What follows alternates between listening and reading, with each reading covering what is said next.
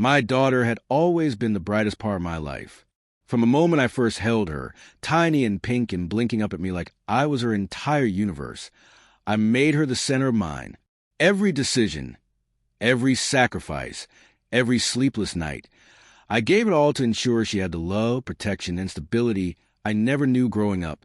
She was my reason. And my wife, Claire, had once been my anchor. Our marriage, like many, had its share of storms. But I believed, perhaps naively, that despite our struggles, there was still trust, still loyalty, still love binding us together. I never imagined betrayal would come from both of them, the woman I married and the daughter I raised. It started with subtle shifts. Claire became distant, evasive. Her conversations with me grew short, hollow. She started working late more often. Her phone was always turned face down, always guarded. At first, I chalked it up to stress, maybe a rough patch at work. Maybe we were just drifting. But then the lies began stacking like cards, one on top of the other, each shakier than the last. She claimed to be out with friends.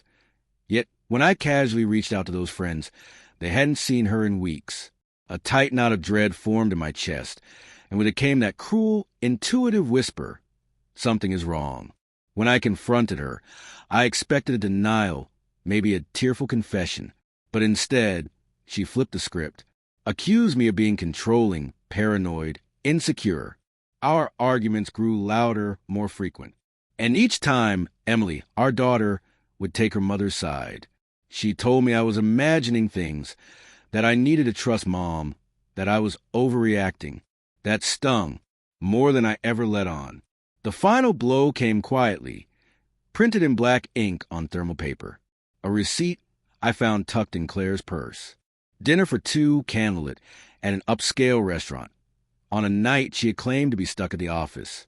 My hand shook as I stared at the date, the time, the total, proof, cold and irrefutable. I showed it to Emily, hoping, praying, that this would finally open her eyes. But she only frowned, defending her mother with a shrug.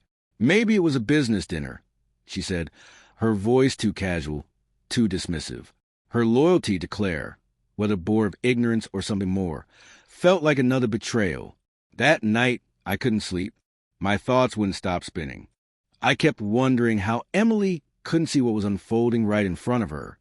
Or worse, what if she already knew? What if all this time she'd been protecting a truth I wasn't meant to discover? The doubt tore me apart. I needed answers, even if they came at a cost. So I did something that felt both necessary and unbearably cruel. I ordered a DNA test. I swabbed inside of my own cheek and took a strand of hair from Emily's hairbrush. I hated myself for it, but I needed clarity. I needed to know if the daughter I had devoted my life to was truly mine. 2 weeks passed.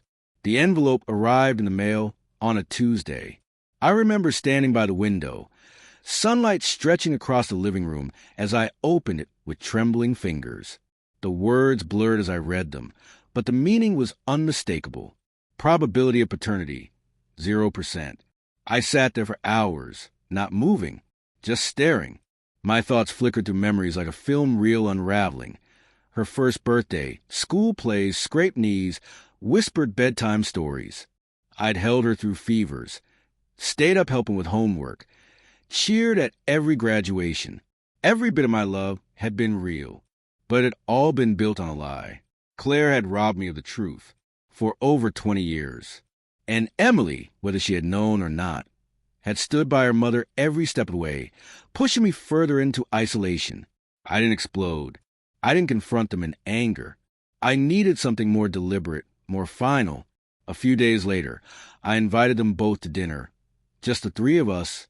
I cooked like I always did, poured the wine, smiled like nothing had changed.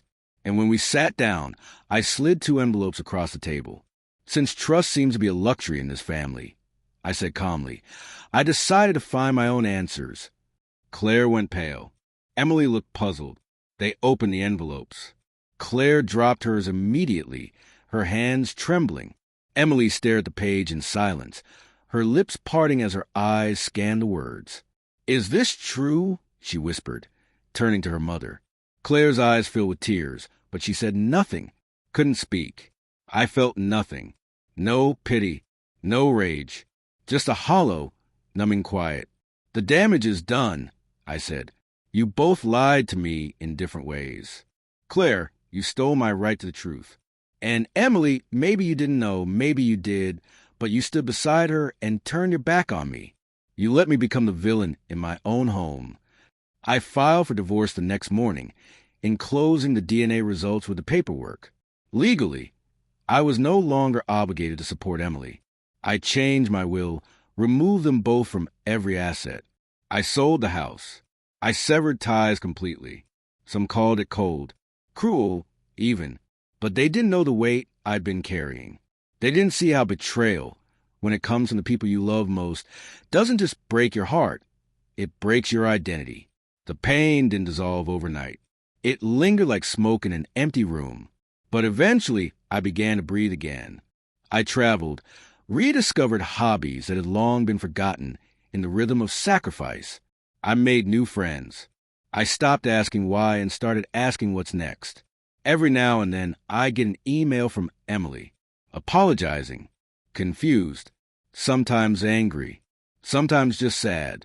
I never replied, not because I hated her, but because I needed peace more than I needed closure. I wasn't seeking revenge. I was simply done bleeding for people who never once looked down to see the cuts they left behind. And sometimes, peace isn't found in forgiveness. Sometimes, it begins the moment you choose yourself and walk away from those who shattered your trust, even if they were once your whole world.